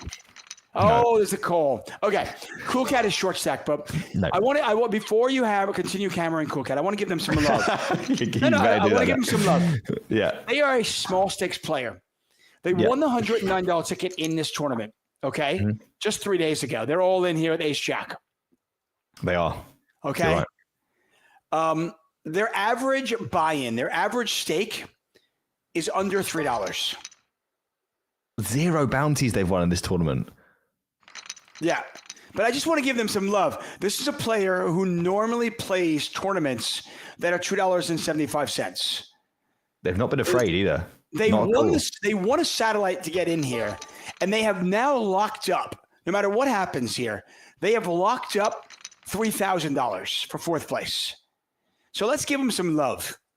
So maybe some of their bet sizes, maybe some of their plays are a little unconventional. Maybe they're a little bit inexperienced. But we're talking about somebody who normally plays very small stakes, winning a satellite here and here, and they've locked up 3,000. Yeah, it's pretty incredible, and this is what the game's all about, isn't it? Right. That's what I want to get to. At the same time, there's been some things going on that we could maybe work on. Maybe they use this as a platform to build on their abilities. That'd be In great. fairness, listen. There's I'm an amazing person, right? But my wife will give you a list of things that I can work on. Mm-hmm. We can And all you work should. on things. Okay, we can all work on things. Absolutely. Yeah, the 7-6 hand earlier that we didn't quite capture. That one was you know, when you say outside the box, that's like ripping the box to pieces and like defecating on the box. Well, maybe there was a box and then there was another box and they went outside the third or fourth box, right? Yeah, there was definitely the box was so far away it was a dot to them. They're all in here. Ace Queen versus Jack 7. Oh dear. See you later. Wait, maybe not. Ace of the river. Ace. Oh, not gonna happen for them. But hey, let's celebrate Cool Cat here. Freyer, by the way, is going to pick up a bounty. How much is it? Is it the big one? There's a $500 one left. There it is. Look at that, Freyer VV. Now with over $2,000 in bounties, we are three-handed, which, yes, means the giveaway is coming. But before we get to that, I do want to celebrate Cool Cat. They satellited into this tournament just 3 days ago. Okay. They have never played a tournament this big, and they have just picked up $3,000 for fourth place. So congratulations to them. Well done. I bet they're absolutely hyped right now. I bet they have had awesome. a great time. I remember what it was like when I played like one of my first ever like final table, like big one. It's like you don't really get that feeling anywhere else, which is why people love this game so much. So listen, you can only be right. I mean, it's like, listen, they were a virgin. And they're no longer a virgin, okay? Well done, Cool Cat. Well done, you. So we are three-handed, which means we are going to give away two can't speak. You're right. Two $109 tickets. Wait a second. Yeah, Freya went for it there, and Alex did not think about the Queen 5 for very long at all, and just picks them off. 22 bigs now, and we are a little bit of parity as well, like, 40, 30, 20, anyone's game. Yeah, Alexandros, nice call there. They were like, yep, you got the king, you got a 6, you got to show it to me. You got me. Right. Top pair here for Freyer. Let's go. Ask away. Again, simple rules. You can only answer once. Only answer once, everybody. Climb inside my head. The closest two who are also fastest will win a $109 ticket. So I've tried to cultivate a question that will be fun for you, but also gives people that know us and our whole Ace Tate situation well enough so that they'll have a slight edge, little tiny edge.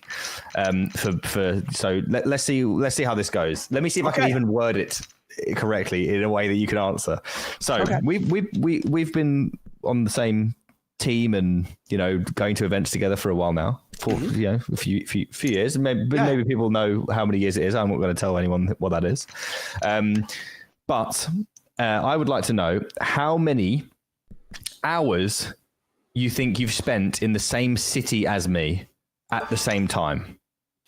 How many hours have I spent in the same city as Nick Wealthall at the same time? Okay, it's I'm sorry, Nick. I'm actually not Nick Wealthall. I know I look a lot like him, and cool.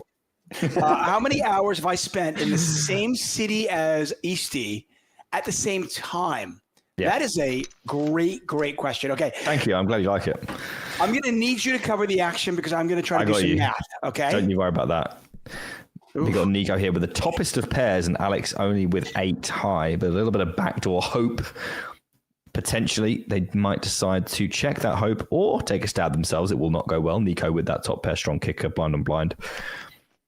Does come the 10 of hearts. Any hope that Alex had of making somewhat of a strong hand here has vanished.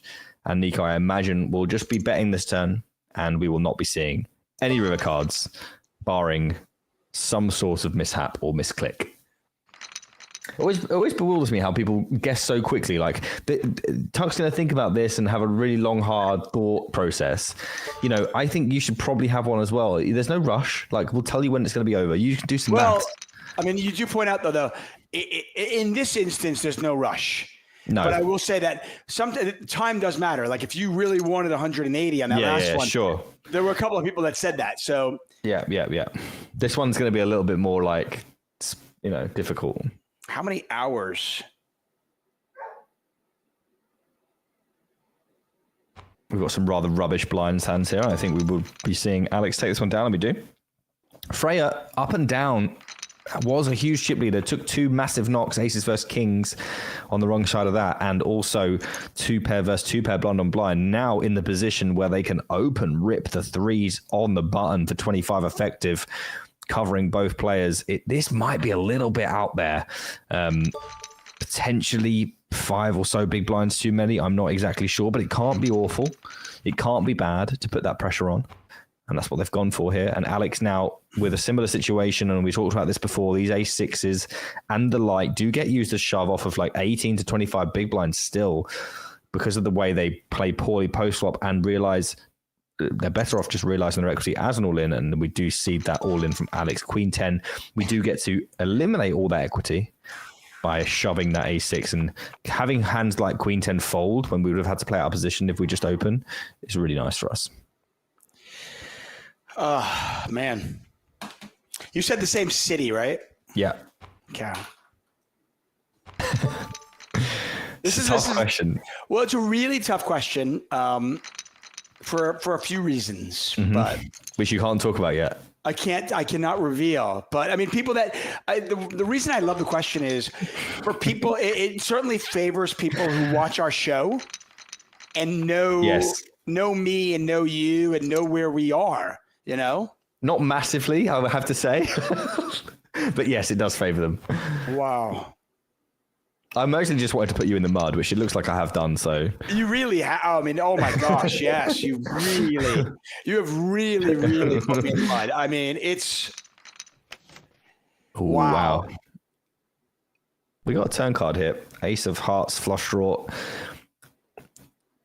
Available here for Nico. Nothing much going for Freya. So a sizable barrel here. Freya will have to relinquish their hand. I believe that's what we'll see most of the time. Very chunky sizing here. Huge sizing here from Nico. It's kind of strange because like now what do you do versus shove? Obviously it's not coming, but it kind of puts you in a horrible situation where you're sort of forced to call off your last 12, which they would not have been happy to do. Alex here with 2 10s, powerhouse hand, 3-handed, and probably going to see a flop here with the Jack 9.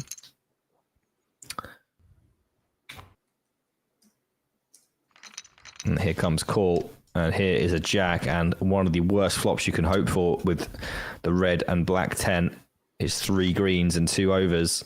And one of those overs is in Nico's hand. Do they want to bet here? Is it too weak? Probably just about on the shade weaker side, but does decide they have done a lot of betting with some questionably weak hands over the course of today. And it does put this kind of hand in a really, really hard spot. Will Alex call now? If he calls, what does he hope for? There isn't really much you want to see except specifically the 10 of diamonds, so they do let that one go. I'm going to tell you that, I've got my answer. My answer is in. I see it. Not easy. Not easy at all. Not easy. No. And I'm going to just give a little hint for those of you who have, it's a bit of a trick question. Yeah. It's a bit of a trick question. I don't think that's going to help anybody. No, I don't want to give away too much. I mean, Lime has not closed the contest yet. For those people paying attention, though, Yeah. Oh, absolutely. Yeah. For those paying attention, I mean, listen. There's information that has been given away throughout the years and throughout our shows that make it very clear. Anyway, we'll continue on that. A couple of interesting hands here. We're three-handed. Really, anybody's tournament. Obviously, Alexandra's our short stack, but keep in mind, I mean, they're one double up from being the chip leader. I have to say, I'm a big fan of these guesses. I mean, welcome. You're here a lot. 197, mate. Come on. Do you know how many hours? Do you know how many hours are in a day? 180. Come on, guys. Like, seriously, man. That's like one trip.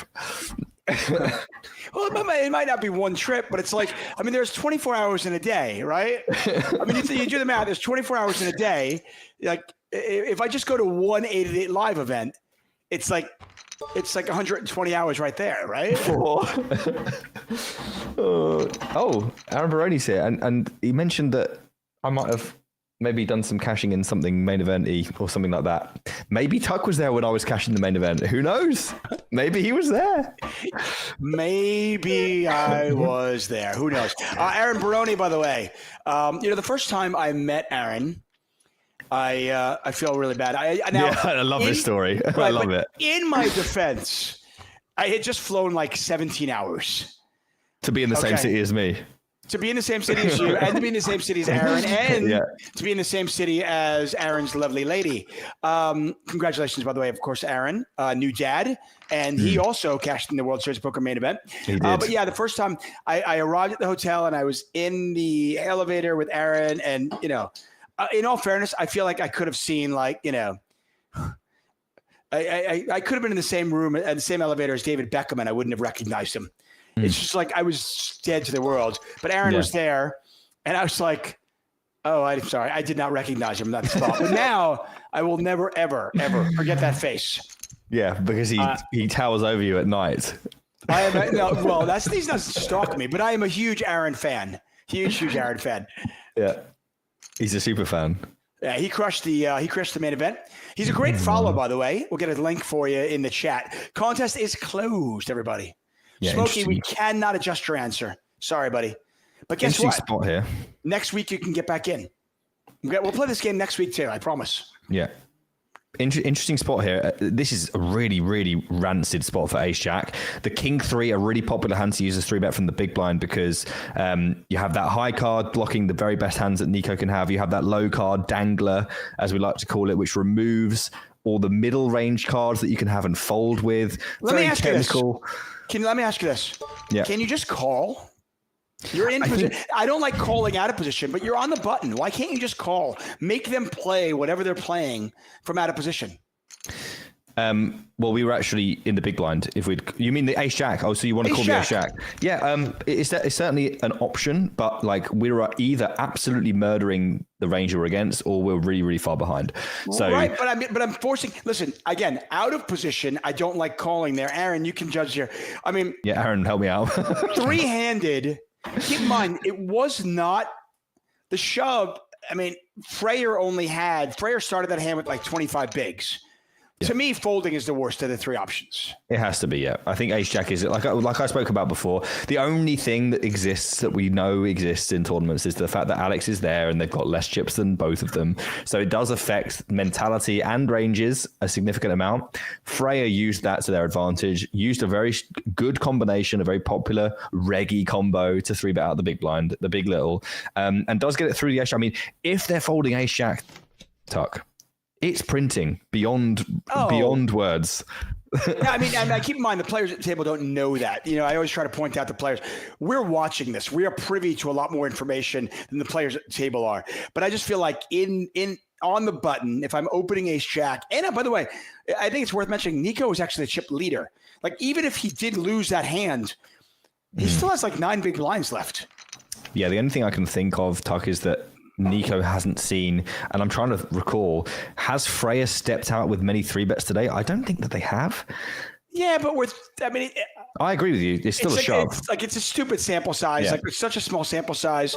We're three-handed. I have to assume my opponents are going to adjust a little bit and make some moves, right? It's just devil's advocate, I'm just trying to stimulate the conversation, I get it.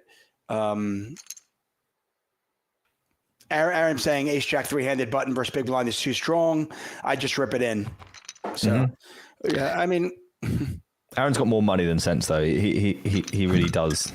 one of my favorite. We're going to use lots of sayings today. My favorite one is just one of my favorites is I'm just too rich to fold. That's definitely the umbrella that Aaron falls under. That's for sure. I do like that sometimes where it's like, how could you call that, dude? Yeah, I've got money. I don't care. yeah. I'm often too poor to call.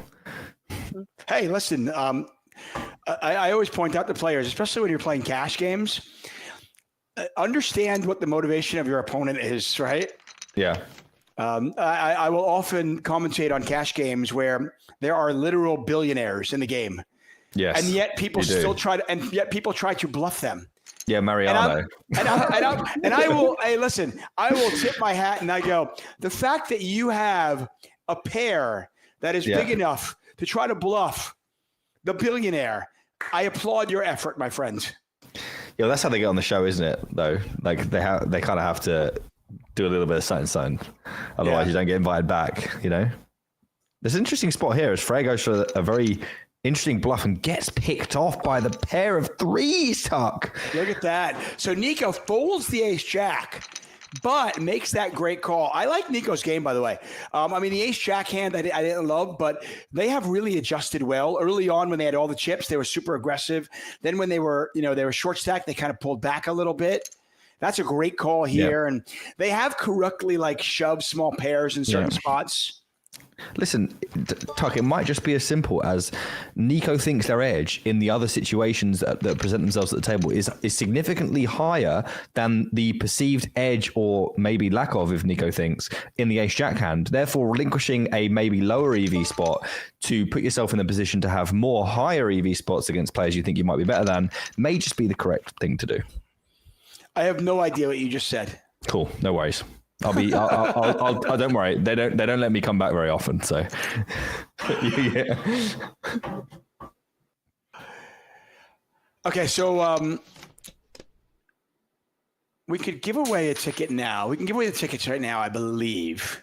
We can do whatever we like. I mean, you certainly can. Let's do it. Let's give away these tickets now. As our show looks like it might be winding down. There just aren't that many chips in play. See what Alexandros does here with the ace high. They might get themselves in trouble on a paired board. Mm-hmm. They could do. They definitely could. Probably not incentivized to do much with the ace here. Just check it back, I guess. Yeah, I think so. I mean, you don't. You have two overcards that are very strong. Yeah, this could get them into trouble. A reasonable bluff catching candidate. What size will Nico choose? All of it. I don't think they'll go for all of it. All of it. They'll only get called by. They're gonna go for the non all of it, which Not I think all of is, it. which I think Most is of good. This might work. That they may get paid here. There are a lot of hands that Nico can have out of the big blind. So as we can see, they've got 7-4 offsuit. Just because they have a lot of 4x like 7-4 offsuit, that doesn't necessarily mean it's an advantage for them. They're still going to have loads of other rubbish like Queen Deuce and Jack 9 off and this 7-10 is such a off. terrible spot. Like you look at this go, it's a pot size bet. I mean, your opponent's saying they have a pair or somehow have a 6. It's just like I got ace high. This is gross. Yeah. It is. I think you flip a coin here and do one of them. I don't think it matters what you do here. They do go for fold, which I think is a great fold. I mean, these guys are so much better than me. I would have been out long ago. We're going to get a call. King, Queen versus Ace 10. We could be heads up. Yeah, these hands are too strong for sure. Nothing going on here. Oh, top two. A jack, and we're heads up. Not a jack. And Freyer up to 27 big blinds. Nico back down to 47 big blinds. As we watch this tournament continue to wind down. If we don't get to the actual... I feel like we should probably just pay attention to the tournament because we've got lots of action here. A raise. Yeah, we could well be heads up here. Jack 10 All too in? strong. Yeah, Freya's going to fold. Nico's going to call. And here we go again, Tuck. Are we heads up? Well, is Freyer I folding? said Freya's going to fold. And Nico's going to call. Could we get it done now? You're a braver man than me. I don't like to. I'm not a big fan of predicting. I don't play the prediction game. I'll play the what he should do game, but not the what he will do game. Yeah, sure. Well, here we go. Nico certainly going to call this. Does make the call. Sevens versus the flush draw. A jack, a 10, or a heart. It's a 7. The set of sevens eliminating Alexandros in third place. We are heads up. Alexandros, though, what a tournament for them. They pick up $800 in bounties, $4,300 for third place. So over $5,000 for Alexandros, and we are heads up. Each of these players guaranteed great money, by the way. Each of these players are guaranteed like at least $7,000 with their bounties and everything. That's tasty money. Yeah, if Freyr can win it, they will take home well over $10,000 because they've already locked up $2,000 in bounties. Yeah, very good stuff. Very good stuff from Freya. But they do have some work to do if they would like to win this tournament. They've got a little bit more than a 2-1 deficit here, which is going to be quite tough to maneuver from because Nico obviously has been playing exceptionally well. Free roll is in the money. Are you guys in it? Let us know. If you are in the money, let us know. Go get it. We want to hear from you. When are you giving away these tickets? We're going to do it. I think it's heads up. Okay. Things got so crazy. I'm going to do it at the end of the show. Okay, fair enough. You do what you want to do. You often do. I'm going to do it at the end of the show because I can be verbose and I want to let people know how I came up with the answer.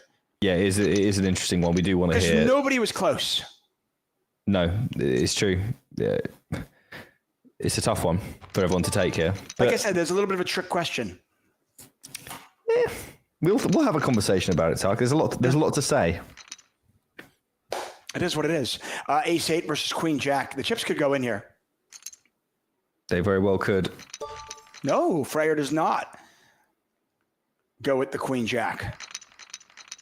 Got a little bit more than a 3-1 chip advantage for Nico. Nico, by the way, came into this final table as our chip leader.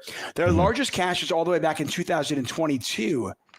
And that was for $1,800. So they are looking big day for them. Yeah, no doubt. Freyr, by the way, came to this final table second in chips. So 1-2, still 1-2. Yep, all is right in the world. Oh, this could be spicy, Tuck, because 2-pair versus gut shot and flush draw and overcard. Heads up, that's a massive hand. What does Freyr want to do here? Do they just call or do they want to rip it now? Oh, they hit the club. That's Look a at horror that. river. Yeah, dreadful river for Nico, who probably should check now. If they want to bet, it's definitely no more than the block, but I would probably advocate for check and then just throw up when Freya does whatever they're going to do. Yeah, the straight got there, the flush got there. Oh, no. They're going to go with it. They're going to get cold, obviously. Freya with a full double up, and, we're back on. Heads up here, 39 big blinds to 29 big blinds. Everything got there. That kind of felt like I don't know what to do, so I'm just going to shove. Yeah, that, and they had no time bank as well, so they were probably like panicking. As it felt like, I mean, it's one of those spots where it's tough to know what to do, right? Because it's you feel like your hand was so good, your head's up, it's 2-pair, but like to get called there, you kind of have to get really heroed, so I'm not sure. I think block would have been good. Block decide versus a shove or go for a check and decide then. But I think maybe the all-in a little bit ill-timed. Well, the all-in it goes back to what I said earlier. You're kind of forcing your opponent. I don't know when you shove Jack 5 there. I just don't know if you can get called by worse. I completely agree. End of conversation. But Nico, to his credit, or their credit, still our chip leader. Freyr. Freyr's, by the way. These are hands that can get spicy, Tuck. No doubt about it.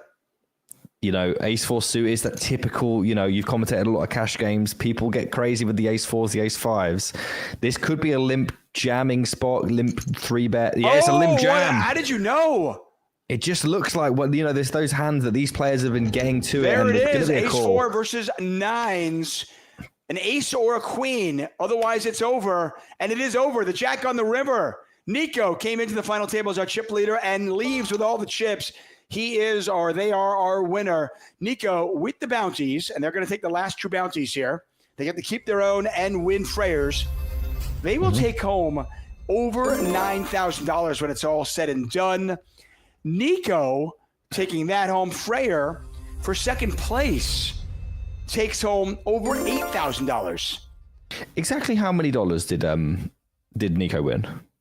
I don't know exactly.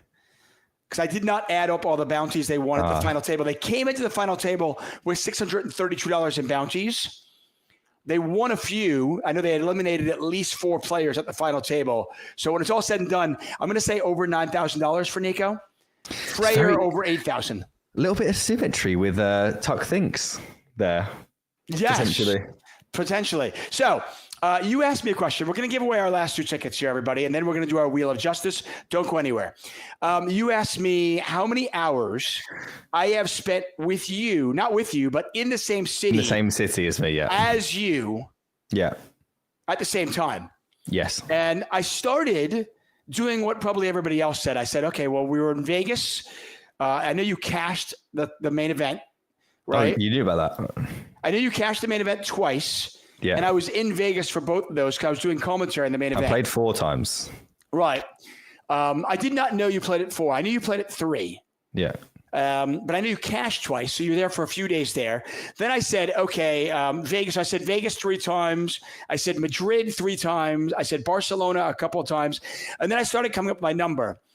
And then before I answered, I thought to myself, wait a second. I lived in London for 3 years. And Easty probably spent some time in London when I was there, just randomly, right? What years was it? Because I could tell you. I mean, I lived in London from 2007 to 2011. Okay, so I was just before I went to uni, so I would have spent a couple of days, but not a lot of days in London. Not a lot, but I figured, you might have gone there a little bit. Then I did. Right. I went to Vic a bunch when I was at uni. So I added a bunch of days there. Yeah. I honestly, with all of the days of Vegas and London and Madrid and Barcelona, I actually thought that we spent probably about a little bit over a year together in the same city. Yeah. Yeah. It adds up really, really quick. You know what I mean? When you start thinking about it. All in, I came up with the answer of 9,200 hours in the same city. Nobody was close. Nobody was close. I think people forgot about the fact that I lived in the UK for such a long time. Yeah, some people forgot the concept of time altogether and guessed like 100. Right. They were just like what? Yeah. I mean, people forget about the fact that there's a lot of hours in a year. And I lived in London for 3 years. And then I also went out there and I was also there a bunch. I mean, I was covering 888 events in London before you were with 888. So you might have been there again. Yeah, I'd spent many a day in London in my life. So that was kind of skewed it. Anyway, the correct answer is 9,200 hours. If you guessed even remotely close to that, you might have won. Nobody was close. No. But congratulations to Windings 12345 who said 4,560. You were 4,700 away, but you were the closest guest. So congratulations. You, my friend, have just won a $109 ticket. And it looks like Cat LW1 said 3,200 hours. You were the second closest. You were 6,000 off, and yet you were the second closest. You have each won a $109 ticket. As always, pay attention to your whispers. Make sure they're not set to private so Lime Ricky can get you your ticket. Congratulations. And now it is time for the greatest content you could possibly have. It is the Wheel of Justice, everybody. Let's do it. I am going to get my noisemaker, as I love to do. Nick, yes. Please do the honors. Me? Yes. Okay. Spin the wheel.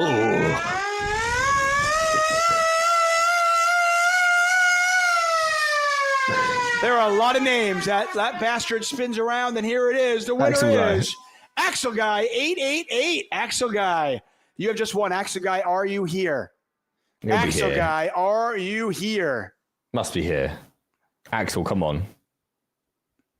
Axel Guy. They're always here. There we go. Woohoo. Axel Woohoo. Guy with the appropriate woohoo. Yeah. We're going to do it again, everybody. One more ticket. Spin the wheel.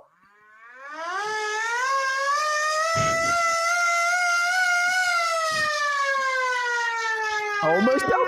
Oh, 22 is all right. It is 22, Zorro. 22, Zorro. You have just won. You're here, aren't you, Zorro? I mean, I would assume so. We got some regulars winning tonight. 22 Zorro, congratulations. Oh my God. Yeah! There we go. I love it. Hey, so we have given away $7 to $109 tickets. If you're still in the free roll, go get it. You can become a free roll folk hero too. I want to thank you all for being here. Easty, thanks so much, my man. Thank you so much for having me, Tuck. I really enjoy it, obviously. So appreciate your time. You are an absolute legend. Two-time World Series of Poker main event casher. And you, my friend, will be at 888 Live London. Oh, Everybody yes. else, hey, if you want to have fun, head on over there. We are back next Monday. For Lime Ricky, for Hayden, for Easty, I am David Tuckman. Thank you and good night. Night, guys.